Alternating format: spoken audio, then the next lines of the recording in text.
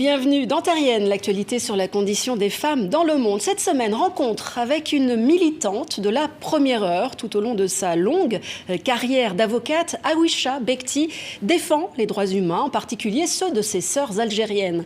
L'occasion de dresser justement avec elle un bilan de la situation des Algériennes depuis l'indépendance, des femmes dont les libertés sont soumises à un code de la famille que la magistrate cloue au pilori.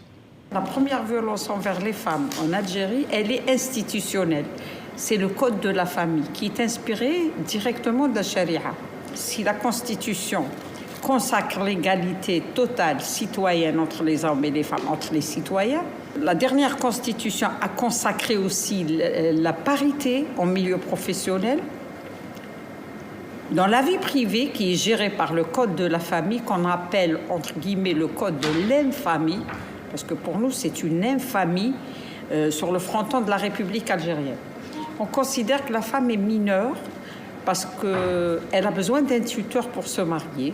Oui, face à cet étau imposé par le code de la famille, les filles et les femmes d'Algérie cherchent à s'émanciper, notamment à travers les études et le travail, mais le chemin reste encore long. Dans la réalité, la femme algérienne progresse. Elle arrache ses droits tous les jours. En matière de réussite scolaire, elles sont à 65 à 65% de réussite au bac. À l'université, c'est pareil. Mais l'injustice est dans le fait que, après les études, les chiffres ne se répercutent pas dans le milieu professionnel. Les femmes qui travaillent, on est à peu près autour de 18% de la population active. Donc il y a une grande déperdition de la formation des femmes qui sont brillantes à l'école, à l'université, mais après on ne les retrouve pas. Parce que la première à sacrifier pour la famille, c'est la femme. Alors, qu'en est-il aussi de la lutte contre les violences faites aux femmes en Algérie? Dans cette ère post-MeToo, grâce à la mobilisation des féministes, une prise de conscience semble s'amorcer malgré tout. Avec un appareil législatif déficient et peu appliqué, eh bien l'Algérie reste à la traîne.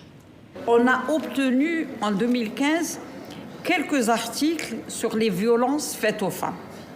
Ce qu'on a eu, c'est quelques amendements au code pénal où on a aggravé la peine contre ceux qui pratiquaient la violence contre les femmes. Mais on nous a introduit, pour les blessures qui peuvent coûter jusqu'à 3 ans de prison, la clause du pardon.